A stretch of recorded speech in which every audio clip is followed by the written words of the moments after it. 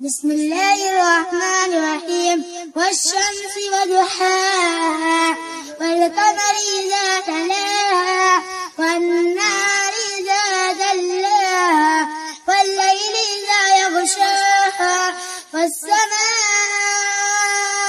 وما بناها والأرض وما طحاها ونفس وما سواها فألهمها فجورها وتقواها قد أفلح من زكاها وقد خاب من دساها كذبت ثمود بطغواها إذ انبعث أشقاها فقال لهم رسول الله ناقة الله وسقياها فكذبوا فعقروها فدمدم عليهم ربهم بذنبهم فسواها ولا يخاف عقباها. صدق الله العظيم.